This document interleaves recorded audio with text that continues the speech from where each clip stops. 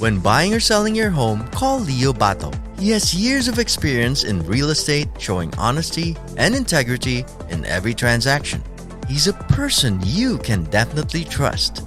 So book your appointment with Leo Bato today by giving him a call at 818-648-4837 or by visiting him on the web at www.leobato.realtor.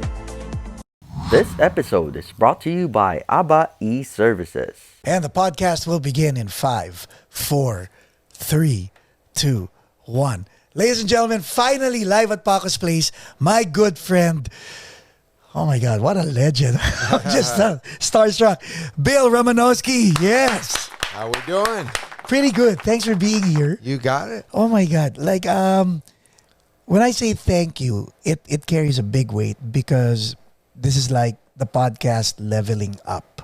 So, you know the feeling of validating every journey, every story of every guest that came here that are virtually unknown. Then we have a legend in you who took the time to be here. It's something else. So I really am very grateful. Yeah, my pleasure. I'm excited to be on. So now, Super Bowl, 4 times Super Bowl champion. Yes, very lucky. A lot of great teammates. But let's talk about luck, because right now you do motivate a lot of kids, but luck has a different definition, right? I think that when I say luck, I say I was drafted by the 49ers. But, you know, back in 1988, when I was coming out of Boston College, there were other teams ready to take me. And I call that luck. And all of a sudden, I get drafted by the San Francisco 49ers. You don't get to pick, right? You don't get to pick. And this is one of the, best organizations in the NFL, at the time. They've been down a little bit. They went to the Super Bowl a few years ago. But, they've been down. But for the 80s and halfway through the 90s, the 49ers were the organization to play for. And I was fortunate enough to play 6 years for them. Ooh. And, Eddie DeBartolo was our owner. First class, the way he does things. And what I learned, Paco, was I learned how to win and what that is all about and what it takes. And other organizations didn't know what that was about. I was traded to the Philadelphia Eagles after the 49ers. After the 49ers. Okay, let's not go there. I wanna, because I'm when you said you knew how to win. Well, the first words that I heard out of my head coach, Bill Walsh, the first words out of his mouth were, "Men, we have one goal and one goal only, and that's to win a world's championship." Did you win the first year you were there? Yes. First Super Bowl you were there? Yeah. And then he retired. George Seifert took over, and we won the Super Bowl again the next year. So I won back-to-back Super Bowls. So rookie year, sophomore year. Yes. Oh. Yeah. Okay, prior to being drafted. Yes. Did you have the mindset of a winner? I had the work ethic. Playing at Boston College, my freshman year, Doug Flutie was our quarterback. Doug Flutie was a winner. When he was on the field, I felt like we were going to win every football game. So by osmosis. Yeah. Hey, we lost 2 games that year. Right. But, we went to the Cotton Bowl that year. And, and when I looked around at the seniors that were going to have a chance to play in the NFL, I looked at them and I was like, because that was my goal. I wanted to play in the NFL. So you were profiling other people to see how you stack up. Yeah, and I looked at Doug Flutie, I looked at Gerard Phelan, I looked at Mike Ruth, I looked at Scott Gieselman, and guys that were going to have a chance to play in the NFL. And they had common things about them. They were good students. Okay. They got good grades. They were good guys. They worked really hard. I hope people are listening because this is very important. Those kind of things. They were in the weight room. They did the extra things that it took to be really good. And I saw that, and I just tried to copy that. I'll say this. When I got to Boston College, I immediately felt different than the other freshmen. Explain. And because I wanted to play. And there was no part of me that wanted to redshirt. I was not a partier. My mind, my focus was around playing. And I'll tell a little story of what happened. Yes. So a week before our first game, and we're playing Western Carolina, and week before this game, they had a dress rehearsal. And how it worked is all the guys that were going to redshirt and not travel were put in a yellow jersey. All the guys that were going to travel, and there were two freshmen at the time, Eric Lindstrom and Bill Thompson. And they were in maroon and gold along with the sophomores, juniors, and seniors. And they were on the other sideline. I was in a yellow jersey. Ooh. And I walked out on the field, and I couldn't control it. I started to bawl my eyes out. And as I'm crying, I'm walking up the sideline, and I had to get away because all the other freshman guys that I came in they were okay with that. Were joking around, having fun, talking about the party, right? That the next night, and and I knew that I wanted to be on the other sideline, and I looked across, and I said, I don't know how long it's going to take. A week, 2 weeks, a month, a year, but I'm going to be on that other sideline. And I was, an aggressive, enthusiastic player, even back in my college days. But I tell you what, that week all hell broke loose. And I let everyone know that I was in a yellow jersey and I wanted to be in a maroon and gold jersey. And you had to show it to them, right? Oh, yeah. You had to perform. I got in fights with our offensive linemen. I sacked Doug Flutie. I intercepted balls. I was like, I wanted to play. And so, fast forward, here we are, first game. It's a home game, so everyone got to dress. Yes. And here I am on the sideline, and, I'm kind of going up and down the sideline because I'm like, I want to go in and play. So, but at this time, you were still pretty much yellow, right? I was yellow. I was being redshirted. It was already set. It was already, pretty much said to me because I had the yellow jersey on the week before. I was going to be redshirted. All right. And I'm going up and down the sideline like, I want to play. I want to be out there. But I was in the yellow jersey. A linebacker gets hurt And then in the first quarter, and I kind of walk out on the field a little bit, just on the edge. And Jack Bicknell, our head coach, is like, Romo, what is wrong with you? Get the heck off the field. Like you were just ready. I was ready. And, second quarter hits.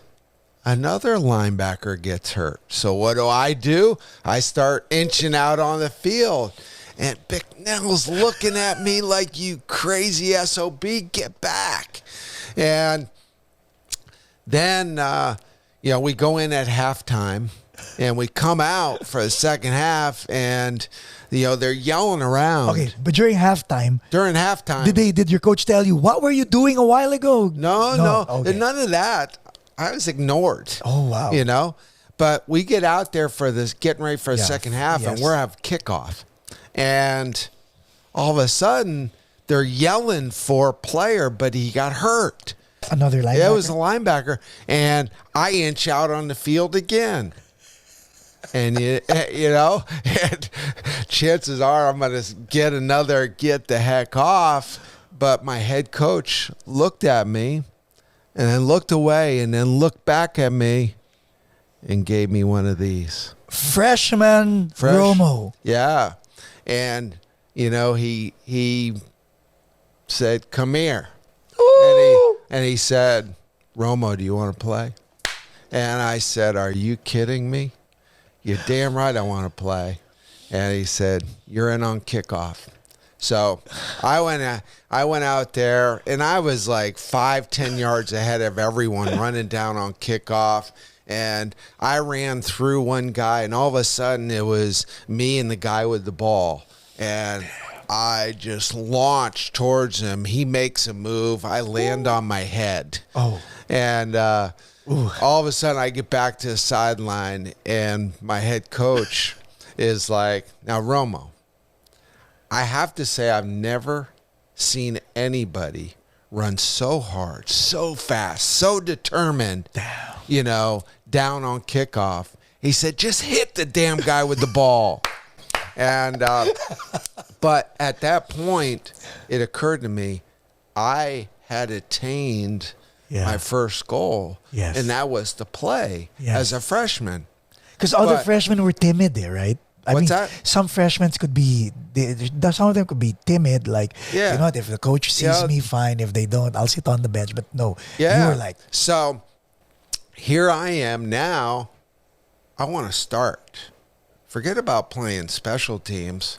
I wanted to start. Still freshman year? As a linebacker. Yeah, that was my next goal. And every time, Paco, I took the field, I was a starter. Wow. In my head. Yes. I was starting for Boston College. And I wasn't a starter, but in my mind I was. Every time I took the practice field, I was a starter. Every time, the next game was Alabama, I was a starter. But no, I wasn't. I just played special teams. But in my mind, I was a starter. And you know what? When it's in your mind, right? I mean, it shows in the way you walk. The swag starts to happen. Everything I did was revolved around being a starter for Boston College my freshman year. And we get to, I want to say it was the 4th or 5th game, and we're playing Army. And it's Saturday morning. Right. We stay at the hotel, and it was a home game. And 7 o'clock in the morning, Saturday morning, I get a knock at the door. And I go and I open the door, and it's my coach. And he said, Romo, you're starting today.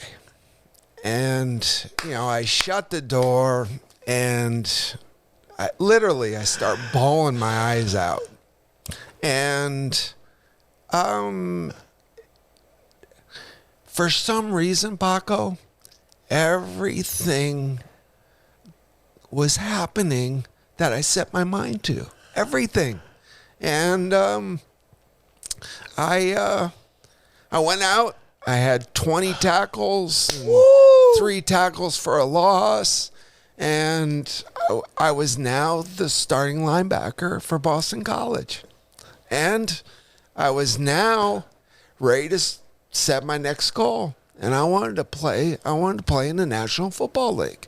So everything I did every single day, every single year, on and off the field, revolved around making it to the NFL. If it did not have anything to do with making nationals, I didn't do it.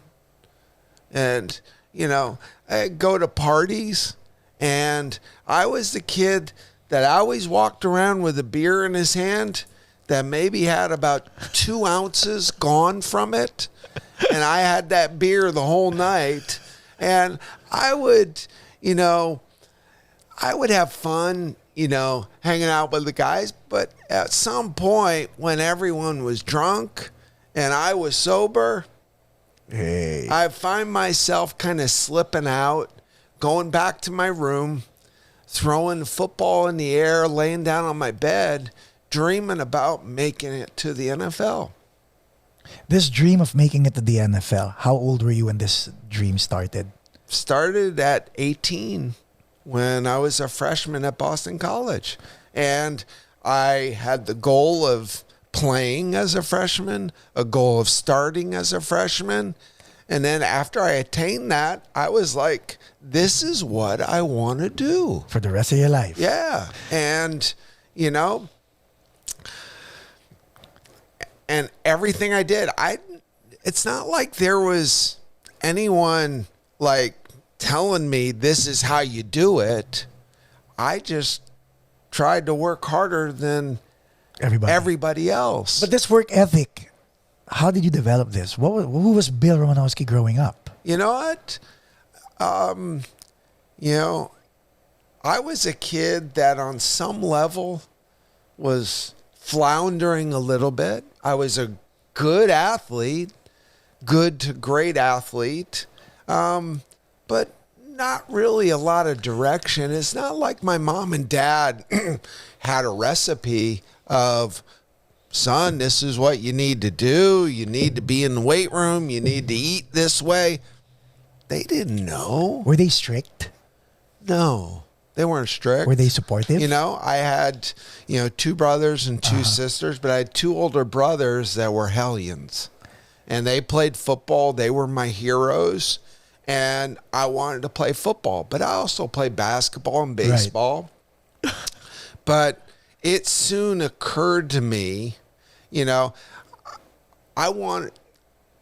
were many nights around the kitchen table where I heard the challenges of how they were going to make ends meet. Oh. And here I am as a little boy. What do you do when you hear those struggles in their voice of how are we going to pay for, Susie's college or Joe's college? How are we we're going to take out a second mortgage. What are we going to do? And when you hear those struggles, as a little boy, there's part of me that was kind of scared. But I wanted to take that away. I wanted that fear to go away from my parents. Right. And I decided as a freshman that I wanted to pay for my own college. So I was either going to do it by going into the service like my dad did, and he got his college paid for that way, or I would get a scholarship. But here I was, a freshman, and I didn't do anything about it because I didn't know. But I was like, I want to do this. When you say you didn't know how? Didn't know how. Okay. It's not. And then my sophomore year came, and there was an article in Sports Illustrated on Herschel Walker. I didn't get Sports Illustrated, but I had a good friend who did, John Steed. And I remember reading this article, and it talked about him doing push-ups and sit-ups and pull-ups and sprints and eating good food and vegetables and all this. And it's like, wait a minute, I have a game plan. Like that night, I started doing push-ups. What Herschel was doing. Yeah, I start, if he can, this is his game plan. This is what he does. This is the first time I ever had anybody say, this is how you do it. And I started doing that every single night. And I remember the first night, I think I was able to do 11 push-ups total. Wow. That was it. You know, and from 11, it turned into 20, it turned into 30, it turned into 40, and hundreds. This episode is brought to you by Leo Bato and Associates, ang realtor na patok. So your consistency was the key, You know, and then I used to hang from my garage, you know, from the rafters in my garage and Yes. do pull-ups. And, you know, I couldn't do a pull-up when I first started. And I'd sit there and you know, and eventually I'd get one, you know, and one turned into 2 and 3, 4. And eventually I was doing 15 to 20 pull-ups. Wow. You know, and sit-ups every day. And Sophomore this year. was every single day. That's what I did. No matter where I was. I could be, you know, with buddies down at the shore, and I was doing my sit-ups, my pull-ups, my push-ups. You know, I was in the mountains skiing with a buddy. I was eating good food. Hey, parties in high school. Yeah. All my buddies drank. All my buddies did stuff they shouldn't be doing. And what did I do? I walked around with a beer with about two ounces, you know, the same thing I did at Boston College for 4 years. And because there was this little voice in the back of my head that talked to me, and it would say, is this going to get you where you want to go? And usually, if I was doing something I shouldn't be doing, and the answer was, yeah, I shouldn't be doing this, I walked away from it. And I got to the point my junior year of high school, and we had a senior who was being recruited by a bunch of bigger schools, Tom Kelleher.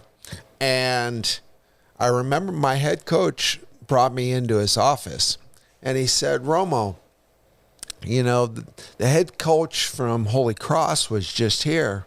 And he said, you know, we like this Tom Kelleher, and but I really like this Romanowski kid. And but I looked at his transcript, and his grades aren't where they need to be. And your coach was generous enough to let you know about He this. let me know. And I was like, instantly, I was like, okay. I was doing everything right to get my body right to be able to play at the next level, but I wasn't doing one of the most important things, and that was taking care of my grades. So instantly, I spent an extra hour and a half a night on my homework, and I went from getting, you know, C's and a couple B's to getting straight A's. Okay. There's this adjective that you said, adverb, instantly. Instantly, because other people are so indecisive. But are you the type of person? No, I changed it immediately. Right. Are you What that? I did Are you is that? I just started focusing on my home. Hey, I was. Are you that type of person? You like know? if something needs to be fixed, boom. You know, I'm pretty decisive that way. So, you know, that happened. Before you know it, you know, from that point on, I was a straight A student pretty much all through high school. Every once in a while, I would get a B, but for the most part, I was an A student. And this was purposefully done, right? yeah. Here we are, my senior year, and I get through my senior year of football, and I'm being recruited by everybody. And What did your parents say? What did your mom and dad say? well, you know, this was new territory for them. You know, it's exciting. You know, here I took a visit to, my first visit was to the University of Miami. Okay. And they were on, you know, they were at a very high level. Their program, they were winning national championships.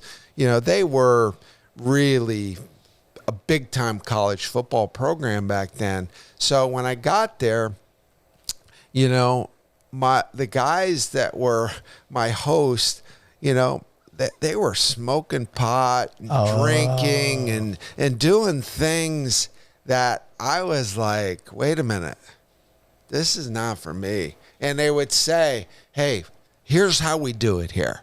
You know, we start with 5 classes, you know, we drop 2, and then we just make them up in summer school, you know, or we make them up on winter break, you know, and then second quarter, you know, we do the same thing. Start with 5 classes, we drop 2, we have 3, and we make them up in summer school. And that mindset just didn't resonate with me. My next trip was to Notre Dame. Wow. I was blown away. I was going to Notre Dame.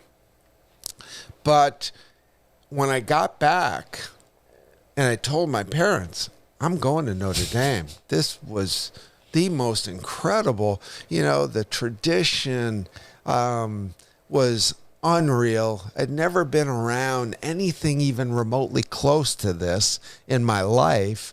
And, you know, I could sense that my parents weren't crazy about what I was saying. And I was trying to grasp, like, why aren't they excited for me? You know? And it occurred to me that they probably weren't going to be able to see me play. Because, you know, but maybe once or twice a year, you know, it's not like my parents would get on airplanes and travel. They didn't have the money for that.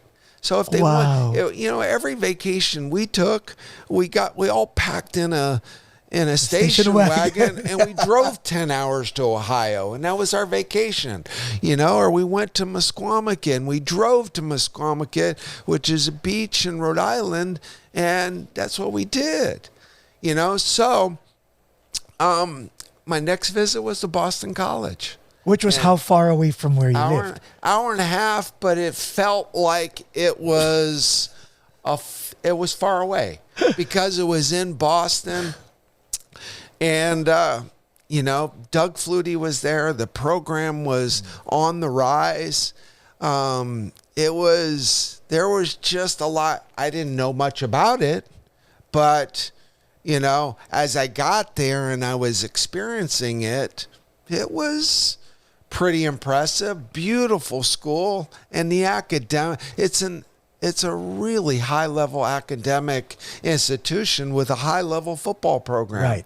So, wait, when you went there, yeah. Now that in high school you were able to change your mindset to focus on the academics as well.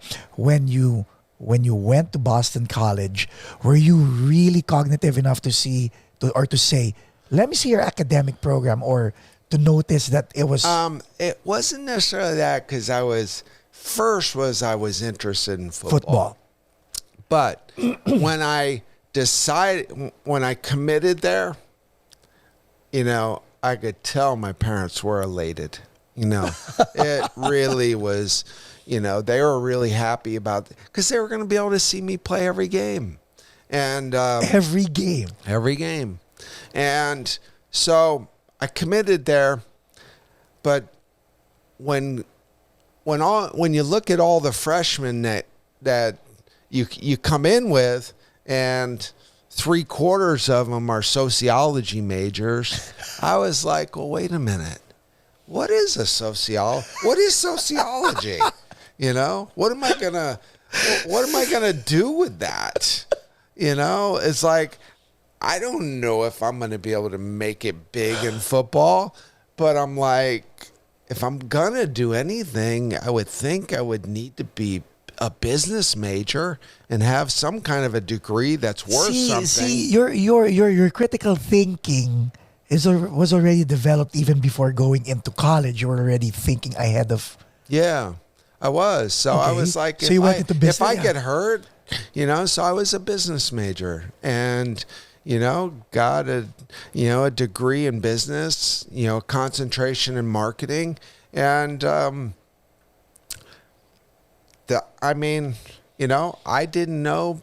Hey, you never know if the NFL and football, of course, it's a dream. Yeah. But you never know if that's going to work out. Right. But I'm living proof that if you work hard enough and if you, focus hard enough, that, dreams do come true.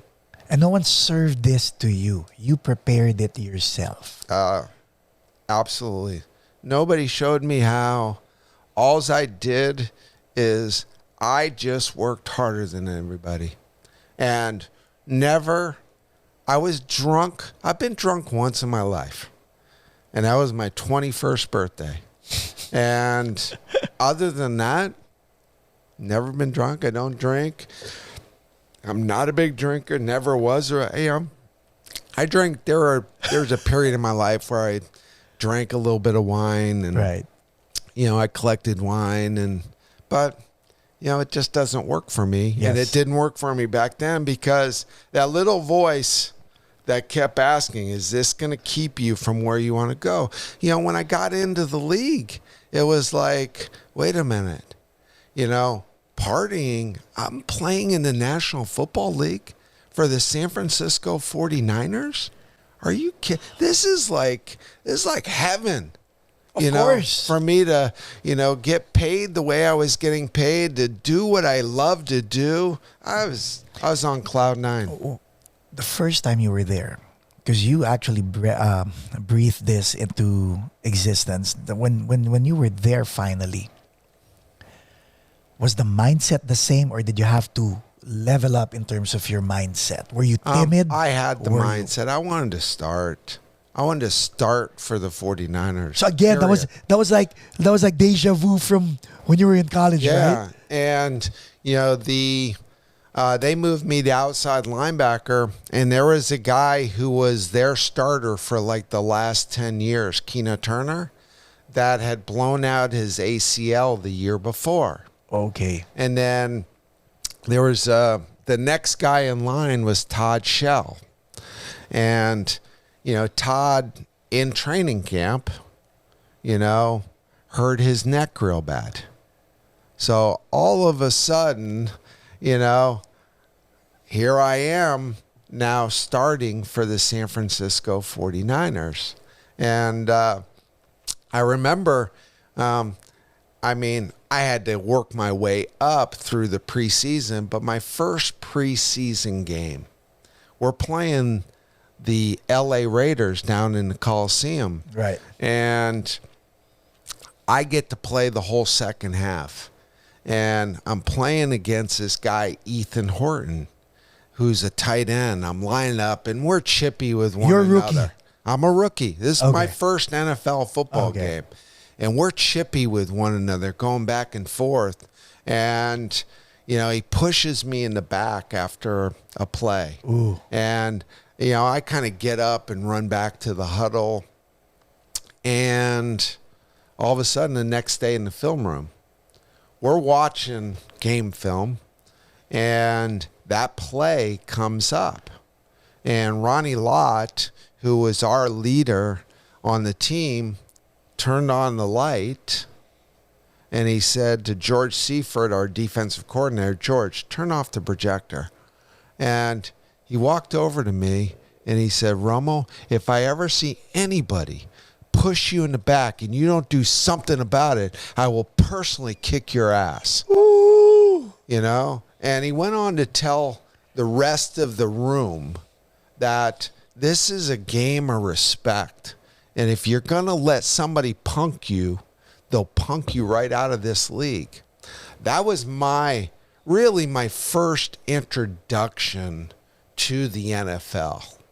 And it was the first reality check. And Because in college, it wasn't like that, right? no. And from that point on, never let anybody punk me again, ever. And in fact, if there was anybody, doing the punking, it was me. You know what? This is what I'm trying to wrap my head around. I met you a year ago. Yeah. We've been good friends. We laugh a lot. I mean, height-wise, we're like Matt and Jeff, you know? But I couldn't picture you inside the arena doing what you do. Yeah. Because guys, off the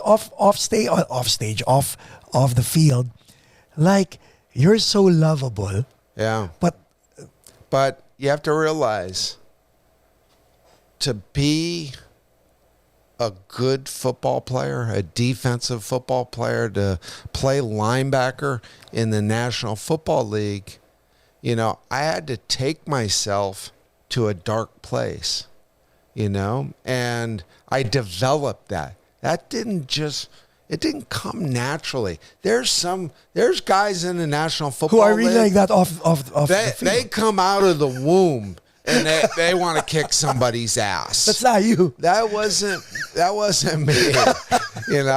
I was a mama's boy, and I had to develop that. And that nastiness, hey, everybody on some level, just think about it. The only comparison I can draw is, think about people that got drafted into the Army. Yeah. And all of a sudden, they have a weapon in their hand. And, you see these videos of, World War II and the things that went on. And these young boys who are now young men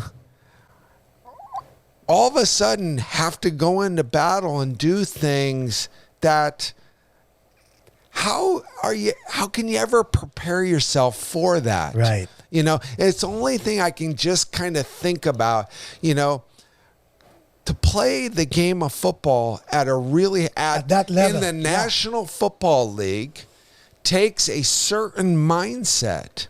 And it takes an intensity. And the defensive football players that are the greatest that have played, have got a mean and nasty side to them.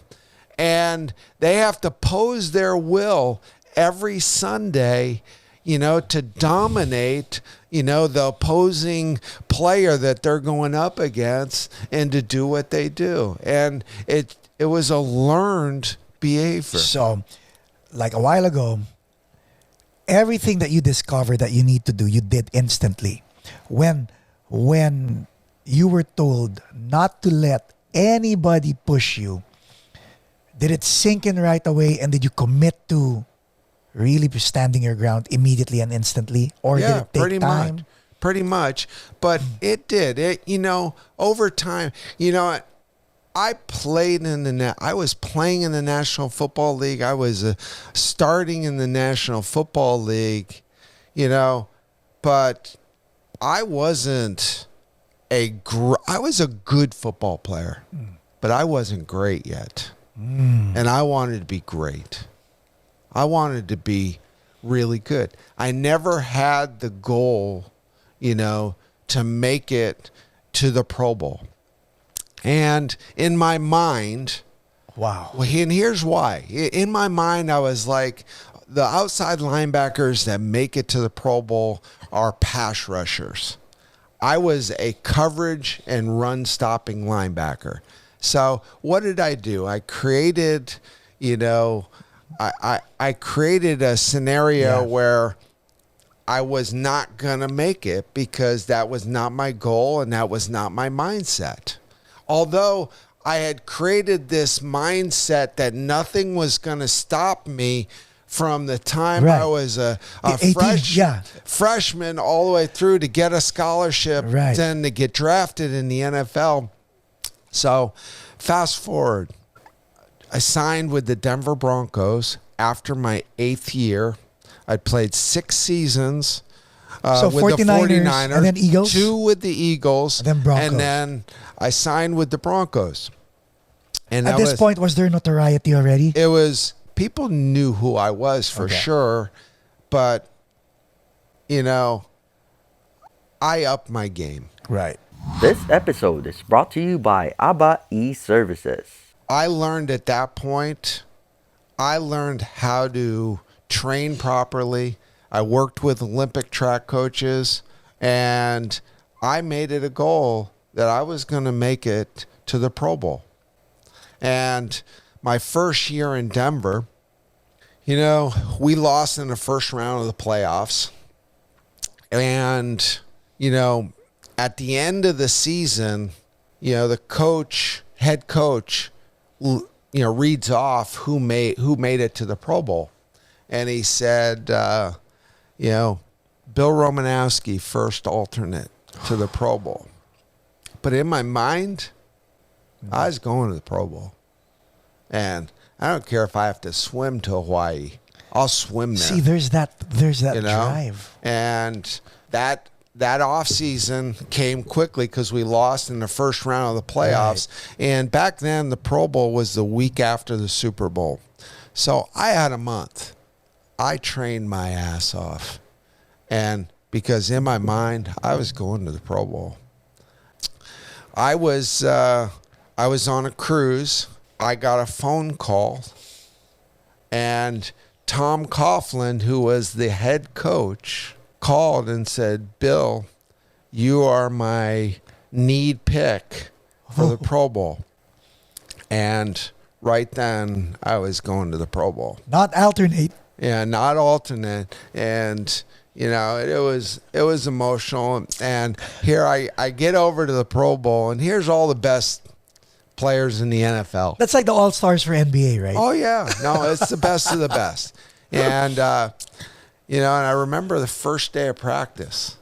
I'm flying around practice, you know, flying around. You know, I'm full speed on every play. I am so damn excited. But I'm like the only one that's full speed. And our coach... So A game during practice. That's what you're doing. Every rep. Yeah. And everybody else was half speed. And Coach Coughlin called everybody up. And he said, man, you all got pride. I got pride. There was only one guy out here today that wanted to be here. And you guys decide who you want to be, what you want to do, but you're representing the National Football League, the AFC, the best of the best. And what do you want to do? And, you know, you guys have to decide. And, you know, the next day, things picked up a little bit in practice. I was still full speed, you know, and we ended up we won the game. And, you know, but that was my first role. But then at that point on, every time I took the field, I was a Pro Bowler. And that was the mindset after that. My game elevated when I was in Denver. And it was because of my mind. It was because of the determination. It was because of the way I trained. It was because of my nutrition.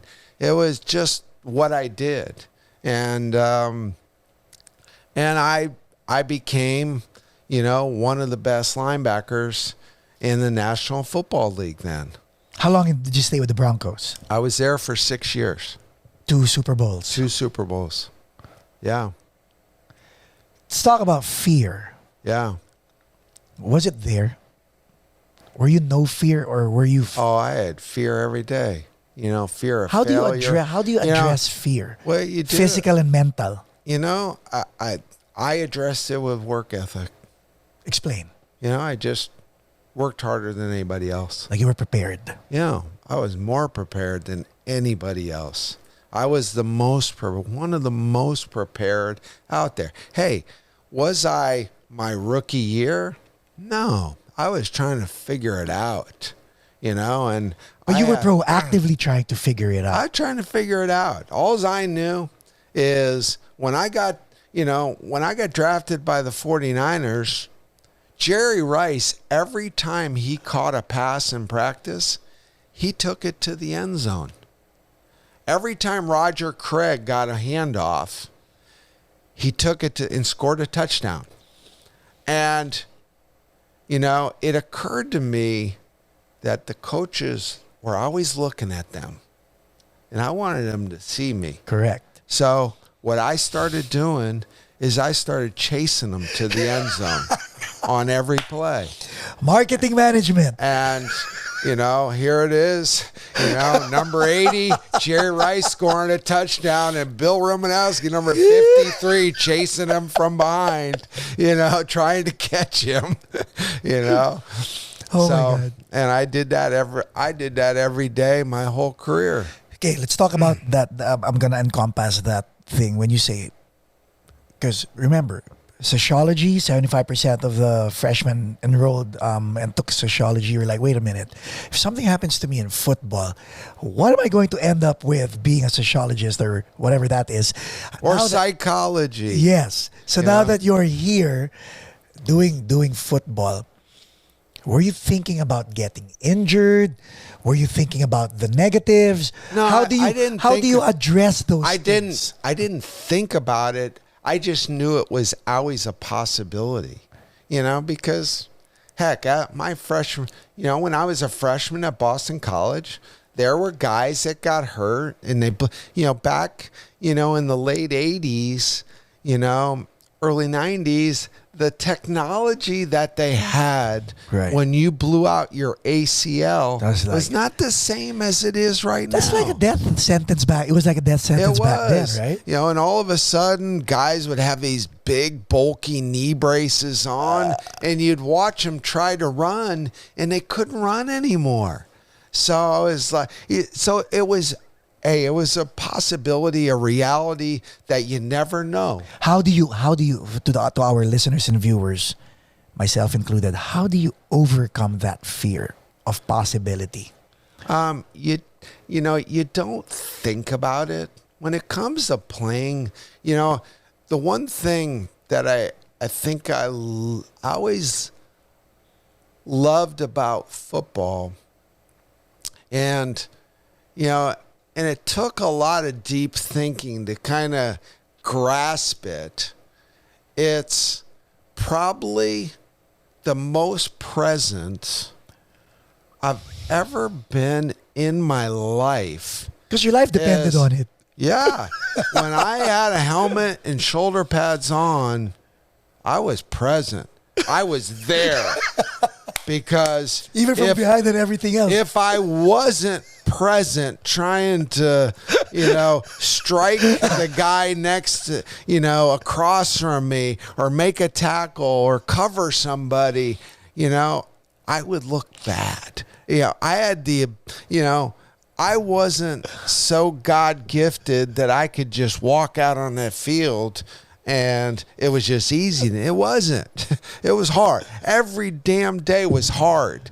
And it took every ounce of everything I had just to not get embarrassed. Right. Or get hurt. Yes. So this was 16 seasons you did this. Yes. What made you walk away? My brain. Explain. Literally, I had 20 documented concussions. And when I was in Oakland, my second year in Oakland. Wait, hold on. My first year in Oakland, we went to the Super Bowl. I took a hit in the Super Bowl that really rocked me. Okay, that's what I wanted to ask before we move forward. For people like me. Yeah. Can you please explain what it feels like to get hit in your league? Well, to get hit or to get a concussion, to me, when you back in the 80s and 90s and early 2000s, it's almost like when you hit somebody, if you didn't see stars, it really wasn't that good of a hit. So that was kind of a definition of a good hit is you see stars, yeah, and you get up a little woozy, you know, and but Okay. different concussions there that you go. I got, you know, I'd hit somebody, and I'd be like, "Oh shit, Yeah.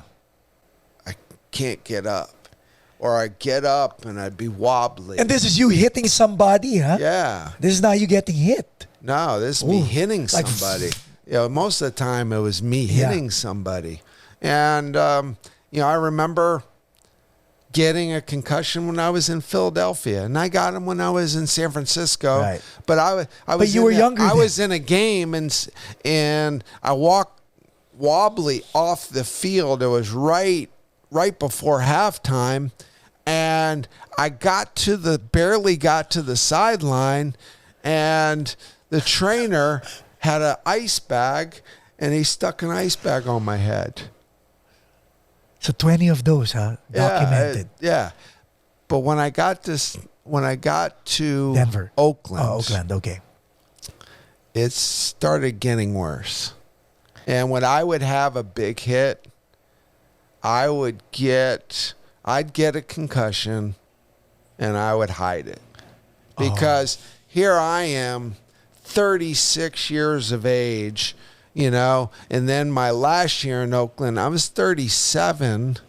And when things like that happen to you, they'll start looking for a replacement. And if you're not at the top of your game, so I hit it. You know, I hit it from trainers. And what started happening is I remember leaving the facility one day, and it was after a really tough practice, and the house where I lived was 15 minutes away. It was a straight shot. I didn't know where I lived. Wow. And I drove around. Wow. And I just drove around. It was 10-minute drive, something like that. I drove around for like a half hour, 40 minutes, just thinking maybe, and it came to me. But I had to drive around. And that was scary. I had a TIA. And if you know what a TIA is, or transient ischemic attack. you know, what happens is, you know, my brain in my eyes did a short circuit. Yeah. And all of a sudden, everything went black for like a second and a half. And that happened to me. At 37. You know, at 37, I was. I didn't know what that was. You had a mini stroke at But 37. I didn't know what that was, but I knew this. I was scared to tell anybody about it. Damn. You know, and here's, you know, the last game I played in was we're playing the Broncos on Monday Night Football, and it was the third game of the year in my 16th season. Wait, this was after the TIA? Yeah. You still went? I still played. Shoot. Yeah, I still played. And I hit, it was the first quarter of the game. We're playing Monday Night Football. I hit Clinton Portis over the middle. And it hurt me bad. And I was like on all fours, and the stadium is circling in my head. You know, I had trouble getting to the sideline, but I got to the sideline. But you have to realize the sideline represented failure to me. Yes. I did not want to be on the sideline. I don't care how bad I was hurt. I wanted back out on that field. And I ran back out there. But when I ran back out on the field, the lights were still spinning in the stadium. And I played that game squinting. I lined up, and because if I squinted, I didn't Yeah, see the these lights lights moving spinning. around, yeah. So I squinted like this, and I tried to play the game squinting. And, when that game finally ended, and I played like crap. Your trainer knew what was going on. I played like crap. And I played scared for the first time in my life. And as the seconds clicked off in that game and we got beat, and I knew that I'd played my last football game because I couldn't do it anymore. My brain gave out on me. And I willed myself in games that I shouldn't have been playing in. And I couldn't will myself anymore. Couldn't do it anymore. But I knew this, Paco, is I gave it everything I had. Yeah. There's nobody in the National Football League, I guarantee it, and you can go back to all the greats. There's nobody that worked as hard as I did. And nobody that worked not just in the weight room, just on the track, not in their nutrition, not in their recovery. It was every aspect of being the best that this body could be. Yeah. I did it. And, it was the greatest ride you could ever imagine. Dream for, a young boy to be able to do what you love. Yes. Play a game, and get paid a lot of money for it. And I got to do that. And I was very blessed. When you knew it was over after that last game, was it an instant decision to actually say it's over? Or did you struggle with yourself? And what was the voice in your head telling you?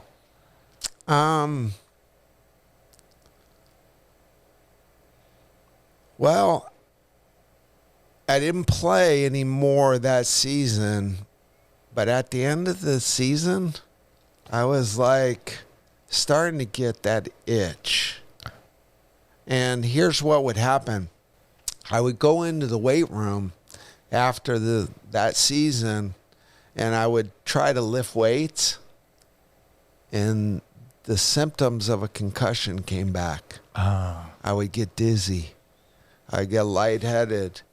I would get off balance, and I knew when I would try to do that what are you thinking about? And so I knew then that, okay, I just can't do this anymore. My brain can't take it anymore. My body still had some more play in it, but my head didn't. And when it was time to go, did ego and pride set in, or were you were you good with yourself? You know what? I think I was good because there was no shoulda, woulda, wish I could have worked more harder here, or wish I would have done this, Because you gave 100%. I left more. it. I left it out there. And, when you leave it out there, I think you can walk away knowing, you know what? I gave it everything I had. Everything this body was capable of, I gave it to the NFL. And I competed as hard as I can compete. I did, I had a handful of plays that I wish I could take back that I'm not proud of. But other than that, it was the greatest ride you could ever have. To all these kids, parents of kids and people who are second guessing themselves, what can you advise them? Well, I know is when it comes to football. But then again, your football translated into real life after football. Yeah, it did. And you're still successful. Like up to a now. lot of people will say, would you, what would you advise, young boys? My son, do you think he should play football? And I always would say this because I had a son that played football. So the thing about football is it's hard. You're going to get knocked down. You're going to be sore. You're going to be tired. You're going to be scared. But guess what? Tell me those aren't some lessons, in life that you're going to have to deal with. And I will say this, I coached freshman football in Piedmont. And, we had a head football coach that was there for years. And you know what he taught me? And here I am coming out of the NFL. And it just goes to show that there's just always, there's always more to learn. Amen. And this guy, and I remember him talking to the young boys one day. And he said, men, realize this. As football players for Piedmont, you're going to walk around the school and people are going to look at you differently because they know football's hard. Yep. You're going to get hurt. You can get hurt. You will get hurt at times. You're going to be sore, but you're willing to do that. Something that they're not willing to do. And because of that, they're going to look up to you.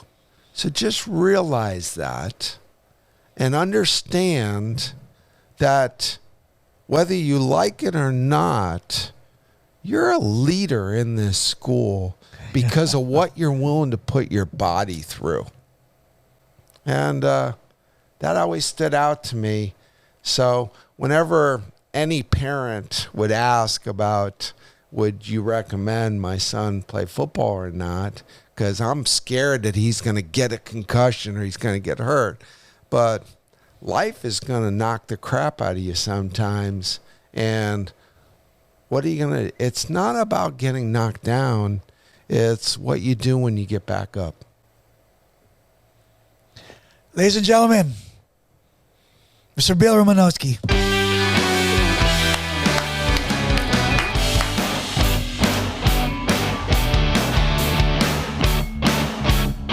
Woo!